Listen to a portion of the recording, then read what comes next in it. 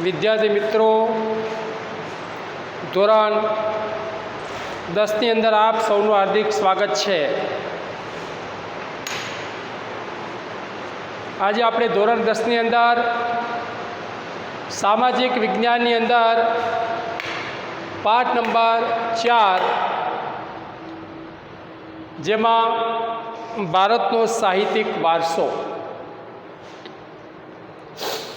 પહેલાંના સમયની અંદર માનવીએ પોતાના વિચારો, ભાવ, લાગણીઓ અને ઉર્મિઓ વગેરે અન્ય વ્યક્તિ કે પ્રાણીઓ સુધી પહોંચાડવા માટે કેટલાક હાવભાવ, સંકેતો કે ચિત્રોનો ઉપયોગ કર્યો હતો।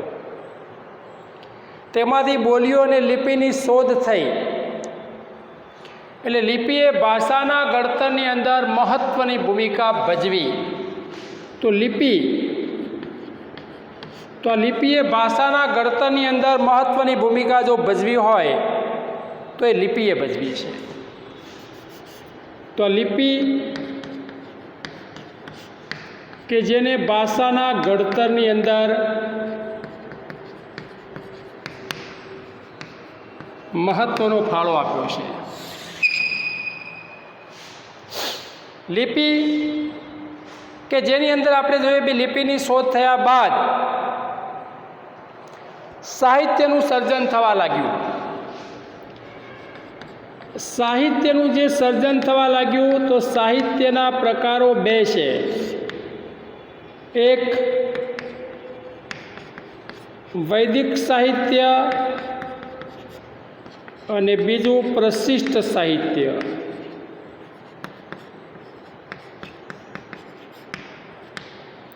વૈદિક સાહિત્ય અને પ્રશિષ્ટ સાહિત્ય, તો વિવિધ પ્રકારના જ્યારે સાહિત્યનું સર્જન થયું, જેની અંદર ભારતના ઇતિહાસની અંદર જો નોંધ કરવામાં આવે તો સદીઓથી ભારતની અંદર વિવિધ ભાષાઓનો ઉદ્ભવ થયો। નવી નવી ભાષાઓ અને નવા નવા સાહિત્યનું સર્જન થવા લાગ્યું। એનું ઉત્તમ ઉદાહરણ જો હોય તો એ સંસ્કૃત ભાષા છે। સંસ્કૃત ભાષા એનું ઉત્તમ ઉદાહરણ છે કે વિવિધ પ્રકારની આપણે જોઈએ કે ભાઈ આજે આ સંસ્કૃત ભાષાનો ઉપયોગ વર્તમાન સમયની અંદર બહુ ઓછો છે। ધાર્મિક કાર્યો અને પૂજા વિધિની અંદર સંસ્કૃત ભાષાનો ઉપયોગ અત્યારે ધાર્મિક તેમજ પૂજા વિધિમાં થાય છે। ધાર્મિક કાર્યો અને પૂજા વિધિમાં જ આજે એનો ઉપયોગ કરવામાં આવે છે।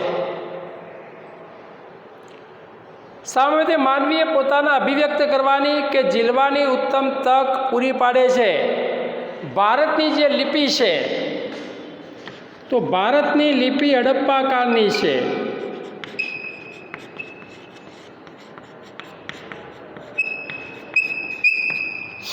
ભારતની લિપિ હડપ્પા કાળની છે કે જેની અંદર આ સુધી ઉકેલી શકાય નથી। સંસ્કૃતની અંદર મહાન વ્યાકરણ શાસ્ત્રી, સંસ્કૃતના મહાન વ્યાકરણ શાસ્ત્રી પાણિની કે જેમણે અષ્ટાધ્યાયી નામનો ગ્રંથ લખ્યો છે। સંસ્કૃતના મહાન વ્યાકરણ શાસ્ત્રી પાણિની કે જેમણે અષ્ટાધ્યાયી નામનો ગ્રંથ લખ્યો છે। તો સંસ્કૃત ભાષાને આર્ય ભાષા કે ઋષિઓની ભાષા કીધી છે। સંસ્કૃત ભાષા ધર્મ, તત્વજ્ઞાન, જ્ઞાન અને વિજ્ઞાનની ભાષા હતી। તો આ વિવિધ પ્રકારની જે લિપિ અને સાહિત્ય દ્વારા આપણે જોઈએ કે ભાઈ જે લિપિની શોધ થયા બાદ સાહિત્યનું સર્જન થવા લાગ્યું। સંસ્કૃતના મહાન વ્યાકરણ શાસ્ત્રી પાણિની અષ્ટાધ્યાયીના ગ્રંથની રચના કરી ઈસવીસન 4મી સદીની અંદર। સંસ્કૃત ભાષાને આર્ય ભાષા, ઋષિઓની ભાષા, વિદ્વાનોની ભાષા કહે છે। આજના સમયમાં સર્વસ્વીકૃત ભાષા બની છે। પહેલાંના સમયની અંદર સામાન્ય બોલચાલની ભાષા હતી। અત્યારે આપણે જોઈએ કે ભાઈ આ ભાષાનું મહત્ત્વ એ દિન પ્રતિદિન ધાર્મિક વિધિઓ અને પૂજા વિધિઓમાં થવા લાગ્યું છે। વાત આવી કે ભાઈ પ્રાચીન ભારતીય સાહિત્ય, પ્રાચીન ભારતીય સાહિત્યની અંદર જે આપણે જોઈએ કે ભાઈ વેદો,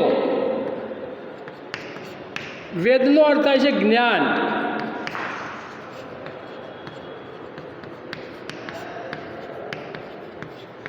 વેદનો અર્થ થાય છે જ્ઞાન. વેદો 4 છે: ઋગ્વેદ, યજુર્વેદ, અથર્વવેદ અને સામવેદ. 4 વેદો છે. ભારતનું પ્રાચીનતમ પુસ્તક એ ઋગ્વેદ છે. એમાં 1028 ઋચાઓનો સંગ્રહ છે. ઋગ્વેદ 10 ભાષામાં વહેંચાયેલો અદ્ભુત ગ્રંથ છે. આ ઋચાઓની અંદરથી મોટા ભાગની દેવોને લગતી સ્તુતિઓ છે. આ સ્તુતિઓ યજ્ઞ પ્રસંગે કરવામાં આવતી. તેમાં કેટલીક ઉષાને સંબોધન કરતી કૃતિઓ છે કે ભાઈ આકાશમાં તેજસ્વી ચમકારો માગતી ઝગમગી રહી છે. જુઓ એને અંધકારના અંચળો ઉતારીને ફેંકી દીધા છે. જુઓ દુનિયાને ગાઢ નિંદ્રામાંથી જગાડતી ગુલાબી કિરણો રૂપી રથ ઉપર સવાર થયેલ યોદ્ધાની માફક પ્રભાતની દેવી આવી રહી છે. આવી સ્તુતિઓનું વર્ણન છે. મોટાભાગની ઉષાને સંબોધન કરતી સ્તુતિઓ છે, મનમોહક છે. જે સ્તુતિ આપણી ચોપડીમાં આપી નથી, પણ એ સ્તુતિ મેં તમને કહી કે ભાઈ જુઓ આકાશમાં એ તેજસ્વી ચમકારો મારતી ઝગમગી રહી છે કે જેને અંધકારના અંચળો ઉતારીને ફેંકી દીધા છે. જુઓ દુનિયાને ગાઢ નિંદ્રામાંથી જગાડતી ગુલાબી કિરણો રૂપી રથ ઉપર સવાર થયેલી યોદ્ધાની માફક પ્રભાતની દેવી આવી રહી છે. તો આ ઋગ્વેદ ગ્રંથ સપ્ત સિંધુ પ્રદેશમાં વસેલા આર્યોની રાજકીય, સામાજિક, ધાર્મિક અને આર્થિક બાબતોનું વર્ણન કરે છે. તો ભારતનું પ્રાચીનતમ પુસ્તક ઋગ્વેદ છે, જેમાં 1028 ઋચાઓનો સંગ્રહ છે. 10 ભાગમાં વહેંચાયેલો છે. મોટાભાગની દેવોને લગતી સ્તુતિઓ છે. આ સ્તુતિઓ યજ્ઞ પ્રસંગે કરવામાં આવતી. તેમાંથી ઉષાને સંબોધન કરતી કેટલીક સ્તુતિઓ એ ખૂબ જ મનમોહક છે. તો આ ગ્રંથ સપ્ત સિંધુ પ્રદેશમાં વસેલા આર્યોની રાજકીય, સામાજિક, ધાર્મિક અને આર્થિક બાબતોનું વર્ણન કરે છે. ઋગ્વેદ પછી બીજા નંબરે આવે છે આપણે સામવેદ, કે ઋચાઓનું ગાન કરવા માટે રચવામાં આવ્યો છે, જેમાં લય અને રાગ સાથે, એટલા માટે એને સંગીતની ગંગોત્રી ગણવામાં આવેલો છે. આ સામવેદ ગ્રંથ એ સંગીતની ગંગોત્રી છે, કારણ કે તે સંગીતના વિકાસની ગતિ દર્શાવે છે. સંગીતના વિકાસની ગતિ દર્શાવતો હોવાથી એક જ છે. સંગીતના વિકાસની ગતિ દર્શાવતો હોવાથી એને સંગીતની ગંગોત્રી તરીકે ઓળખવામાં આવે છે. ઋગ્વેદ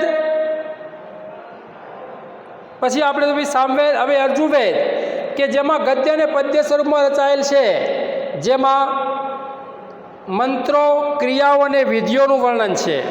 મંત્રો, ક્રિયાઓ અને વિધિઓનું વર્ણન છે.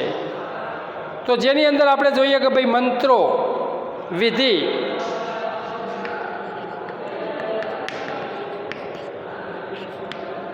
નું વર્ણન છે. ઋગ્વેદ આપણે જોયું કે ભાઈ પ્રાચીનતમ પુસ્તક છે. અથર્વવેદ, અથર્વવેદની અંદર કર્મકાંડ અને સંસ્કારનું વર્ણન છે. કર્મકાંડ અને સંસ્કારો નું વર્ણન છે. તો આ પ્રમાણે 4 વેદો છે: ઋગ્વેદ, યજુર્વેદ, અથર્વવેદ અને સામવેદ. એમાં ભારતનું પ્રાચીનતમ પુસ્તક ઋગ્વેદ, સંગીતની ગંગોત્રી, સામવેદ, કર્મકાંડ અને સંસ્કારનું વર્ણન અથર્વવેદ, યજ્ઞોક, ધાર્મિક ક્રિયાઓ કે જે યજુર્વેદની અંદર છે. ઉપનિષદ, ઉપનિષદની અંદર આપણે જોઈએ કે ભાઈ બ્રહ્માંડનો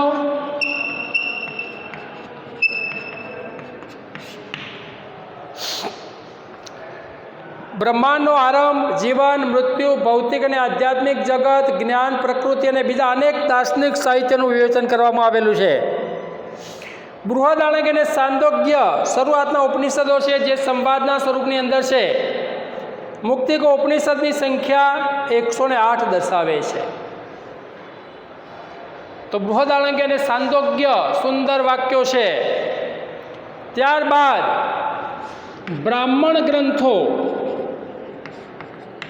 બ્રાહ્મણ ગ્રંથોના પરિશિષ્ટોને કહેવાય છે આરણ્યકો। આરણ્યો થાય છે જંગલ અથવા વન। વેદોના મંત્રોની અર્થ સમજવા માટે તેના પદ સ્વરૂપની અંદર રચાયેલી ટીકાઓનો બ્રાહ્મણ ગ્રંથોમાં સમાવેશ થાય છે। એમાં જુદા જુદા યજ્ઞો અને તેને લગતી વિવિધ પ્રકારની માર્ગદર્શન આપવામાં આવેલું છે। આરણ્યકો આર્યોએ તેના જીવનનો અંતિમ સમય એ અરણ્ય એટલે કે જંગલમાં જઈને વિતાવ્યો હતો। આશ્રમ બાંધીને ત્યાં સતત ચિંતન કરી રચાયેલા તત્વજ્ઞાનથી ભરપૂર સાહિત્યને આપણે આરણ્યક કહેવાય છે। વેદાંગ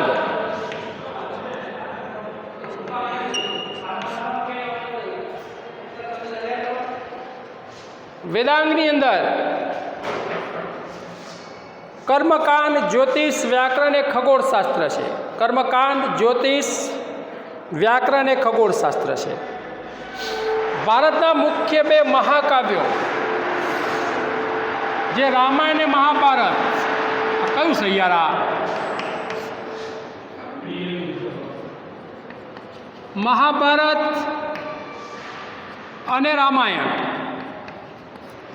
મહાભારતની રચના મુનિ વેદવ્યાસે કરી છે કે જેમાં 1 લાખ કરતાં વધારે શ્લોકો છે। મહાભારત કે જેની અંદર 1 લાખ કરતાં વધારે શ્લોકો છે, જેમાં પાંડવો અને કૌરવો વચ્ચે થયેલા યુદ્ધની સાથે કેટલીક નાની મોટી લડાઈઓને જોડી દેવામાં આવેલી છે।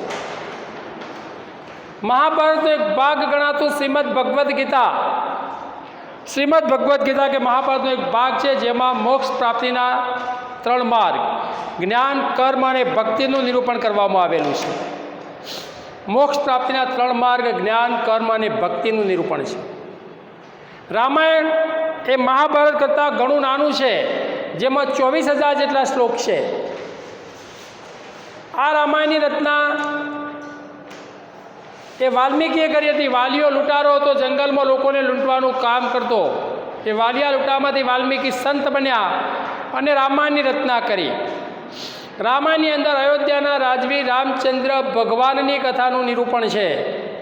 અયોધ્યાના રાજવી રામચંદ્ર ભગવાનની કથાનું વર્ણન છે। એમાં પણ અનેક દિલચસ્પ ઘટનાઓ અને સાહસોનું વર્ણન છે। તો રામાયણ અને મહાભારત, તો મહાભારતની રચના કોણે કરી? વેદવ્યાસ। કોણે કરી? વેદવ્યાસ। કેટલા શ્લોક છે? 1 લાખ। રામાયણ રચના કોણે કરી? વાલ્મીકી। એમાં કેટલા શ્લોક છે? 24,000। તો મહાભારતમાં પાંડવો અને કૌરવો વચ્ચેના થયેલા યુદ્ધની સાથે કેટલીક નાની મોટી લડાઈઓને જોડી દેવામાં આવેલી છે, જ્યારે રામાયણની અંદર અયોધ્યાના રાજા રામચંદ્ર ભગવાનની કથાનું નિરૂપણ છે। તો આ 2 મહાકાવ્યો। ત્યારબાદ સંસ્કૃત ભાષાની અંદર પુષ્કળ સાહિત્ય રચાયું, જેમાં ધાર્મિક અને લૌકિક પ્રકારની જે કૌટિલ્યનું અર્થશાસ્ત્ર એ વહીવટી વિજ્ઞાનની કૃતિ છે। કૌટિલ્યનું અર્થશાસ્ત્ર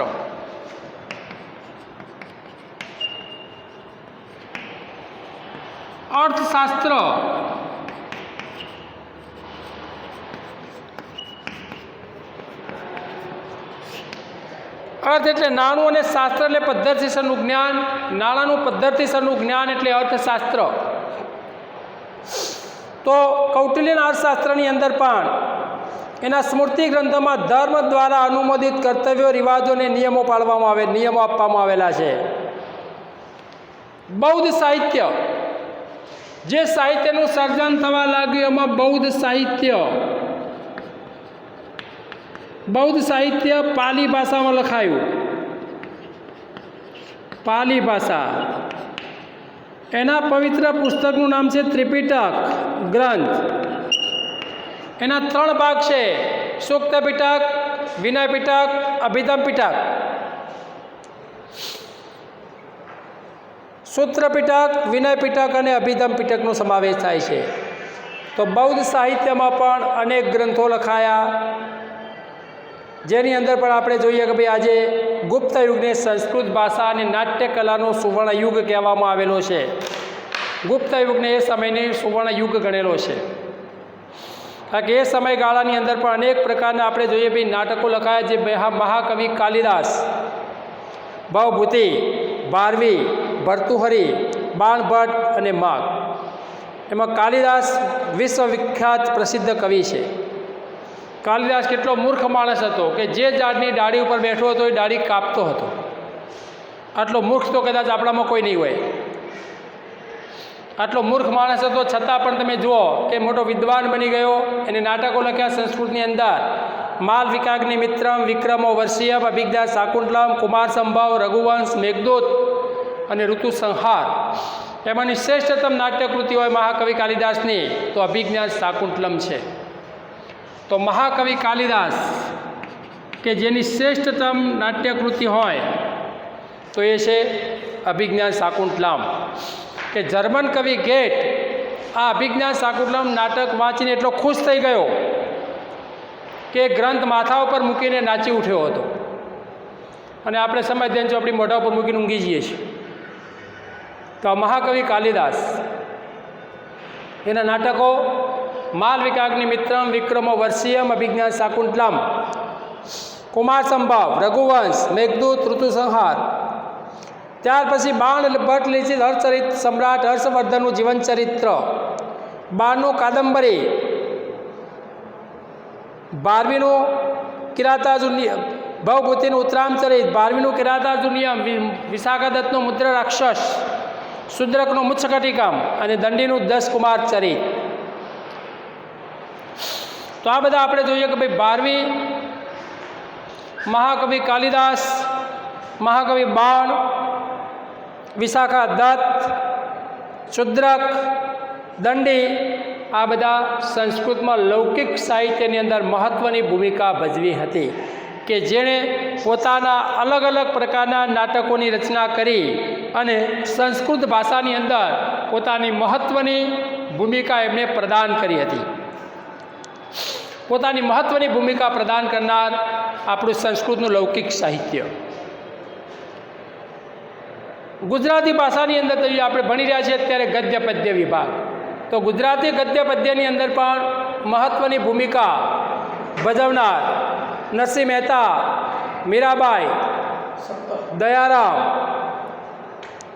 અખો, પ્રેમાનંદ, પ્રીતમ, ગંગા સતી જેવા સાહિત્યકારો થઈ ગયા કે જેને પદો, ગરબીઓ, છપ્પા, આખ્યાન કાવ્યો દ્વારા એને સમૃદ્ધ બનાવ્યું. એ દ્વારા આપણે જોઈએ કે ભાઈ એના પછી નર્મદ, નવલરામ, મૈપતરામ, રૂપરામ, નીલકંઠ, ગોવર્ધન ત્રિપાઠી, કિશોરલાલ મસરૂવાળા, પન્નાલાલ પટેલ, ઉમાશંકર જોશી જેવા સાક્ષરવાળાએ પણ આપણે ગુજરાતી સાહિત્યને સમૃદ્ધ બનાવ્યું છે.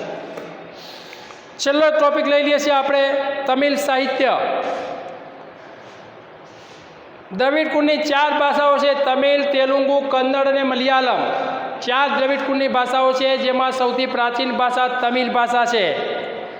તો જૂની ભાષા તમિલ છે, એની અંદર પણ સાહિત્યનું સર્જન થયું. એમાં અનેક સંતો અને કવિઓએ પોતાની રચનાઓ તૈયાર કરી. સંગમ સાહિત્યની અંદર રાજનીતિ, યુદ્ધ, પ્રેમ પ્રસંગ વગેરે સાહિત્યનો પ્રશિષ્ટ એથું તો કંઈ 8 કાવ્યોનું સંકલન છે. તોલકાપ્પિયમ વ્યાકરણ ગ્રંથ છે. પત્તુપાતુ 10 ગીતોનો સંગ્રહ છે. તિરુવલ્લુરે કુરલ ગ્રંથની રચના કરી છે. ત્યારબાદ શિલપ્તિકારમ અને મણિમેખલાઈ એ પણ તમિલ ભાષાના ગ્રંથો છે. તો આજે દ્રવિડ કુળની 4 ભાષાઓ છે: તમિલ, તેલુગુ, કન્નડ અને મલયાલમ. એની અંદર પણ સાહિત્યનું સર્જન થયું. તો સૌથી પ્રાચીન ભાષા તમિલ છે. તો આજે દ્રવિડ કુળની 4 ભાષાઓ પૈકી તમિલ ભાષાની અંદર પણ કેટલાક ગ્રંથો રચાયા અને સાહિત્યનું સર્જન થયું. તો આ વિવિધ પ્રકારના સાહિત્યના સર્જનની અછર એ મોટા ભાગે ભાષા અને લિપિની જે શોધો થઈ એ ભાષા અને લિપિની શોધોએ મહત્ત્વની ભૂમિકા ભજવી અને એની અંદર આપણે જોઈએ કે ભાઈ આ સાહિત્યનું સર્જન થયું. તો આપણા સાહિત્યના 2 પ્રકારો: વૈદિક સાહિત્ય અને પ્રશિષ્ટ સાહિત્ય, જેની અંદર મહત્ત્વની ભૂમિકા અદા કરી છે લિપિએ. કારણ કે લિપિની શોધ થયા બાદ સાહિત્ય